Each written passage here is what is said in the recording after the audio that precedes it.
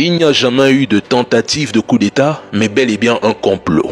Le gouvernement de la transition informe l'opinion nationale de l'arrestation d'un groupuscule d'éléments marginaux des forces armées de sécurité maliennes pour des infractions pénales visant à déstabiliser les institutions de la République. Grâce au professionnalisme et à la vigilance des services spécialisés, la conspiration a été mise en échec, suivie de l'arrestation des acteurs dès le 1er août 2025. Parmi les personnes interpellées figure un ressortissant français répondant au nom de Vigilier Yann, agissant pour le compte du service de renseignement français, qui a mobilisé des responsables politiques, des acteurs de la société civile et des militaires, dont les généraux de brigade Abbas Dambélé et Nema Sagara. Le ministre déclare, grâce à la vigilance et aux services spécialisés, la conspiration a été mise en échec.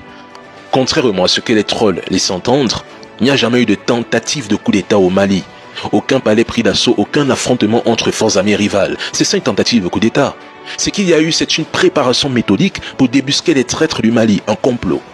Dans les mots du ministre, il ne s'agissait pas d'un coup en cours d'exécution, mais d'un projet encore au stade de conception, c'est-à-dire élaboration de la stratégie, identification des cibles, recherche d'appui interne, mobilisation des moyens matériels et humains, le tout avec l'appui d'un agent de la DGSE.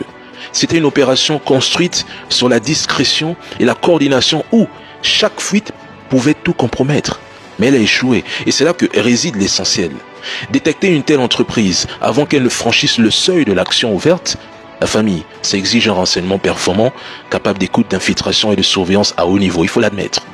Neutraliser un projet mené par des généraux et appuyé par des services étrangers avant même qu'il ne se matérialise, mais c'est la preuve d'un réseau bien placé, d'outils techniques solides et d'un travail d'analyse constant hors pair. Le Mali envoie un message clair.